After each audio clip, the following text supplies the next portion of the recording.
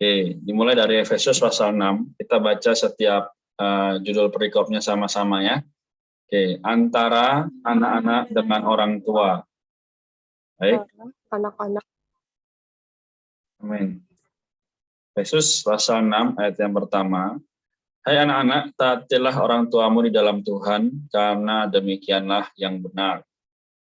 Taatilah ayahmu dan ibumu, ini adalah suatu perintah yang penting seperti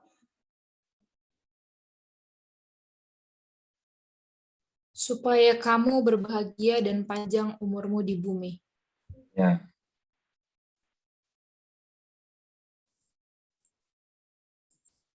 Oke, Erlin bisa? Ayat 4 ya. Ya. Oke. Dan kamu bapak-bapak, janganlah bangkitkan kemarahan di dalam hati anak-anakmu, tapi didiklah mereka di dalam ajaran dan nasihat Tuhan. Amin.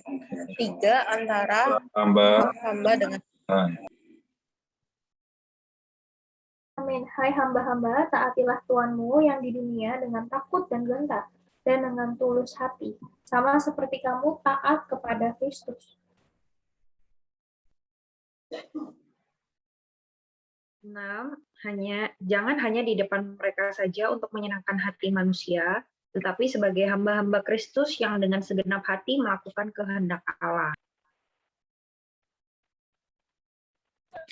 Dan yang dengan rela menjalankan pelayanannya seperti orang-orang yang melayani Tuhan dan bukan manusia. 8. Kamu tahu bahwa setiap orang, baik hamba maupun orang merdeka, kalau ia telah berbuat baik, ia akan menerima balasannya dari Tuhan. Amin.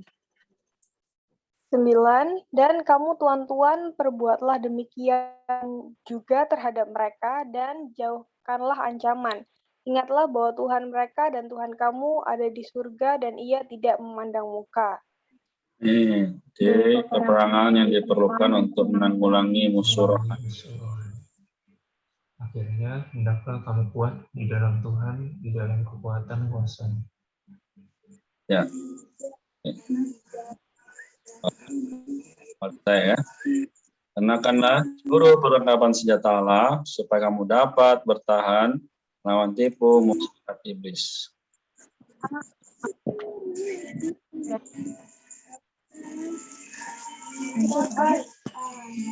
awas mata kuasa dunia yang gelap ini melawan roh jahat di udara. Sebab itu, ambillah seluruh perlengkapan senjata Allah, supaya kamu dapat mengadakan perlawanan pada hari yang jahat itu, dan tetap berdiri sesudah kamu menyelesaikan segala sesuatu. Oke, ayat 14 terakhir. Kita boleh baca bersama-sama ya. Jadi, berdirilah tegap, tinggalkan kebenaran, dan berbaju tinggalkan kebenaran dan berbaju jirakan keadilan. Haleluya.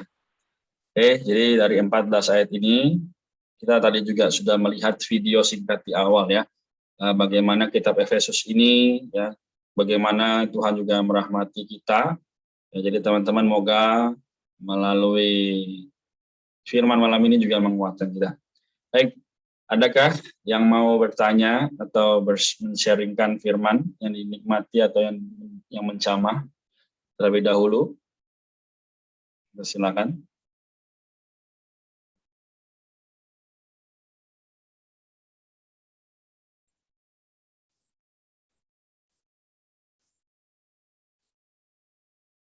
Oke, baik, kalau belum ada, saya coba jabarkan sedikit ya secara singkat.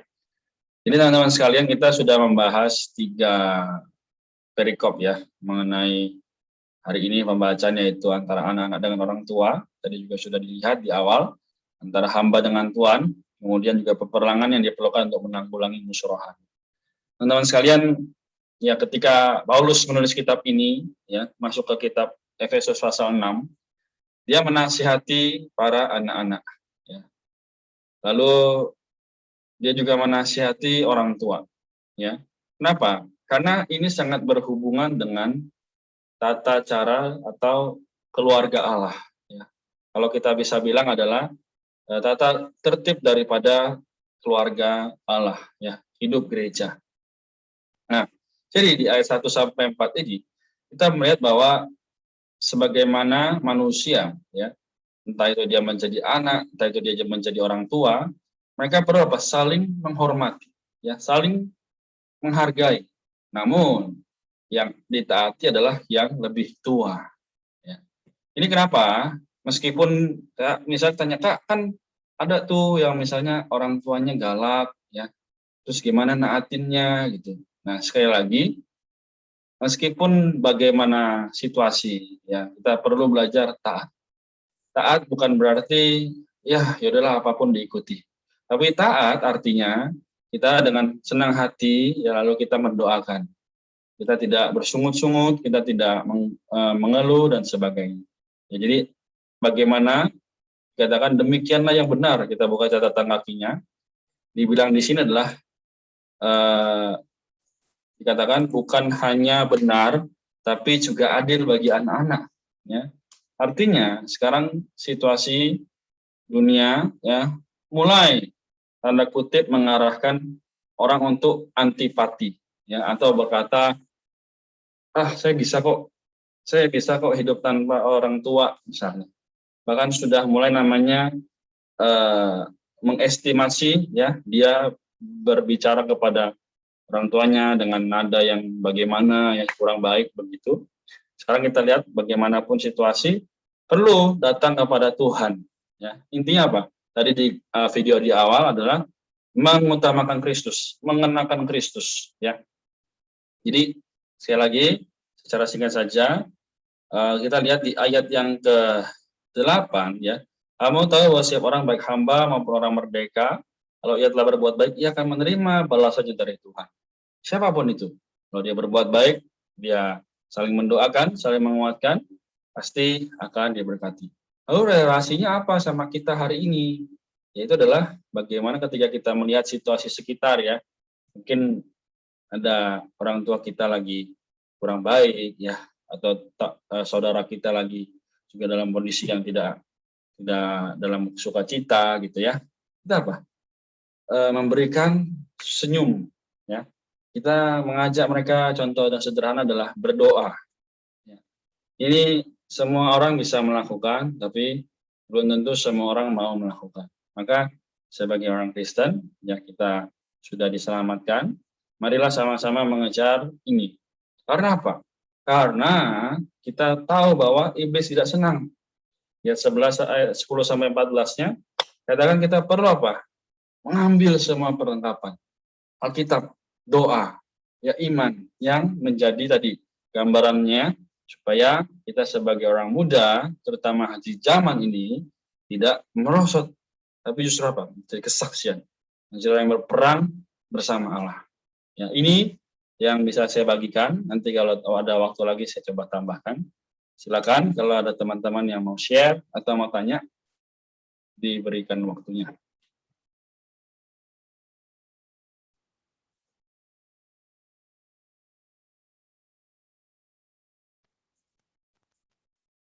Amin. Puji Tuhan, saudari, saya menikmati di ayat 13 ya.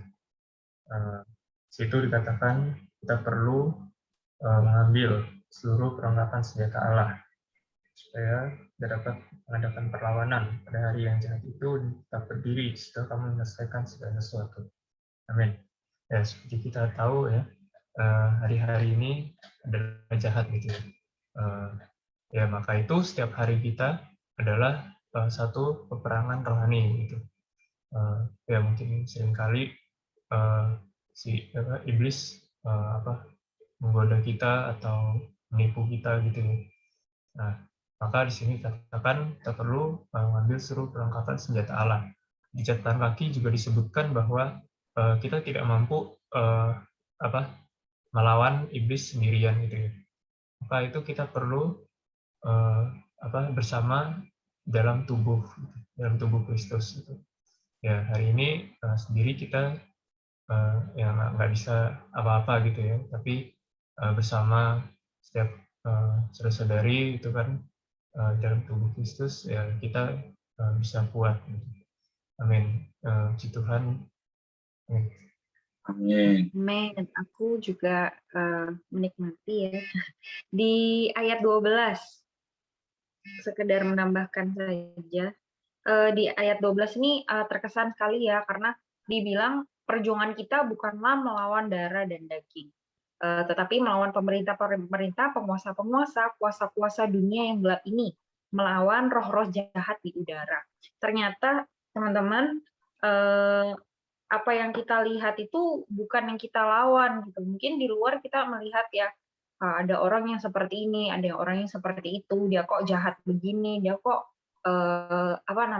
berlaku salah terhadap aku dan lain sebagainya gitu ya. Tetapi ternyata sebenarnya ketika kita memusuhi mereka tuh kita salah gitu. Karena sebenarnya perjuangan kita tuh adalah melawan yang tidak kelihatan. Ini juga kembali lagi mengingatkan aku ya, bahwa ketika aku tidak suka sama orang, ketika aku marah sama seseorang gitu ya, terus juga ada satu hati yang menganggap mereka tuh musuh, itu tuh salah gitu loh, kayak salah sambung. Padahal sebenarnya yang harusnya kita lawan itu adalah yang tidak kelihatan gitu. Dibilang melawan roh-roh jahat di udara. Sekarang ketika kita melihat di udara kan ya nggak ada gitu ya, nggak ada yang bisa disentuh, nggak ada yang kelihatan gitu. Tapi ternyata ada penguasa-penguasa jahat di udara gitu. Ada kuasa. Ternyata ada kuasa dunia yang gelap. Ada roh-roh yang jahat di udara. Nah, kembali lagi ketika kita melihat ya, ketika manusia mau melakukan hal-hal yang rohani gitu, pasti selalu si jahat itu ada untuk melawan, menyerang kita. Ketika ada satu pengalaman ya pernah, ini cukup sering sih waktu itu dulu sih. Ketika ingin membaca Alkitab, itu rasanya tuh mengantuk sekali. Ingin melakukan hal-hal yang rohani, itu tuh pasti awalnya tuh kayak nguap gitu. Entah kenapa ya, ketika buka YouTube itu nggak pernah pertama kali saat lagi buka tuh nggak pernah menguap. Tetapi ketika ada orang menyeru nama Tuhan gitu ya, ada orang mau mengajak doa, mengajak baca Alkitab, itu tuh refleks yang pertama kali itu pasti menguap gitu. Dan aku tuh kayak sadar, oh ternyata ini tuh adalah pekerjaan si jahat gitu ya. Makin lama makin kita dekat dengan Tuhan, makin kita merasakan adanya satu hubungan yang baik gitu ya dengan Tuhan ya. Kebiasaan menguap saat mau melakukan hal-hal rohani itu menghilang gitu loh. Terus ketika mengajak orang, nah merekanya yang melakukan sikap seperti itu pertama kalinya menguap gitu. Jadi membuat aku tersadar, wah ternyata benar. Ketika kita mau berbalik kepada Tuhan, ada yang tidak senang. Inilah roh-roh jahat di udara. Mereka tuh tidak senang gitu. Ada anak Tuhan mau mendekat kepada Tuhan. Teman-teman, kita perlu melihat hal ini ya, supaya kita juga di dalam hari-hari kita tuh tidak tertipu. Mungkin misalkan lagi mau baca Alkitab, tiba-tiba ada notifikasi masuk. Itu tuh juga serangan dari iblis gitu. Jadi kita perlu jeli, betul kata yang Axel tadi bilang, kita perlu mengambil seluruh perlengkapan senjata Allah supaya kita dapat melawan pada hari yang jahat itu. Hari yang jahat itu kapan? Ya hari-hari ini gitu. Dibilang di pasal sebelumnya ya pasal 5 ayat 18 atau 16 dibilang pergunakanlah waktu yang ada karena hari-hari ini adalah jahat. Dibilang hari-hari ini. Jadi kapan kita perlu mengambil perlengkapan senjata Allah? Ya hari-hari ini, setiap saat. Gitu. Jadi kita perlu teman-teman kita perlu jeli ya. Kita jangan tertipu sama pekerjaan iblis, penguasa-penguasa kuasa di udara. Ya mereka memang berkuasa, tapi Tuhan kita lebih berkuasa. Amen. Terima kasih. Amin. Thank you. Ada lagi? Saya terkesan ayat 2, 5, 10, dan 11. Hormatilah ayahmu dan ibumu. Ini adalah suatu perintah yang penting seperti yang nyata dari janji ini. 5. Hai hamba-hamba, taatilah Tuhanmu yang di dunia dengan takut dan gentar, dan dengan tulus hati, sama seperti kamu taat kepada Kristus. 10. Akhirnya hendaklah kamu kuat di dalam Tuhan, di dalam kekuatan kuasa-Nya. 11. Kenakanlah seluruh perlengkapan senjata Allah, supaya kamu dapat bertahan melawan tipu muslihat iblis. Amin. Terima kasih, Lisa. Masih ada kesempatan jika ada yang mau bertanya atau membagikan yang dinikmati atau dicamah.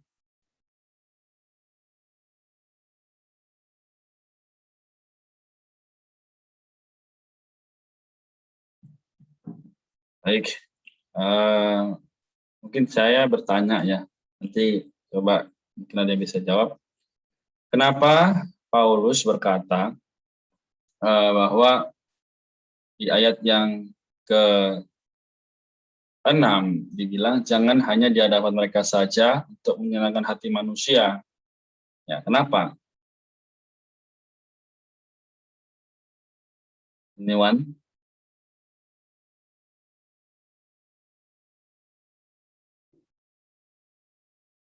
Kenapa? Ya, jangan hanya di hadapan mereka saja untuk menyenangkan hati manusia.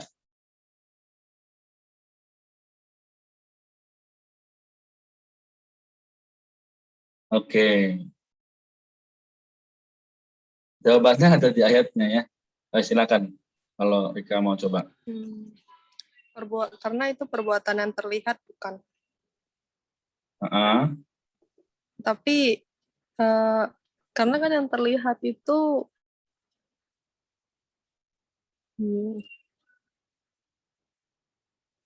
aku susah deh. Tapi sudah benar ya, maksudnya saya dapat nangkap maksud Rika. Ya. Aku nggak bisa jelasin pakai. Saya lurusin ya.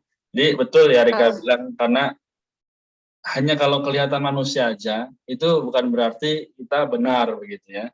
Tapi ketika kita melakukan segala sesuatu ya, kita taat ya kepada peraturan misalnya lalu lintas ya, terus juga kepada misal kita sendirian di kereta dikatakan nggak boleh duduk di bawah ya, tapi kita nggak duduk ya berarti kan itu taat. Nah artinya apa? Kita menjadi kesaksian dimanapun, kapanpun, dan di dalam roh gitu ya. Intinya katakan, tetapi sebagai hamba-hamba Kristus yang dengan segenap hati melakukan kehendak Allah. Ya. Jadi dikatakan ayat 7 lagi, dan yang dengan rela menjalankan pelayanannya seperti orang-orang yang melayani Tuhan dan bukan manusia. So, intinya kita adalah orang-orang yang telah menerima Kristus. Dan kita menerima Kristus bukan hanya untuk diri saya atau diri teman-teman sekalian, tapi adalah untuk setiap orang.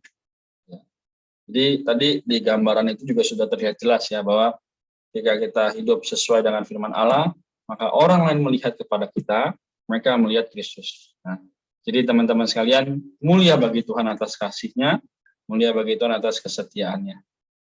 Oke ya, jadi saya rasa teman-teman sudah dapat maknanya malam ini. Tidak menutup kemungkinan ya kita di dalam grup masih bisa nanti share apa yang dinikmati atau bertanya apa yang dibingungkan begitu ya. Oke, baik. Kita sampai di sini ya, teman-teman sekalian. Kita bersyukur bahwa Tuhan mengasihi kita.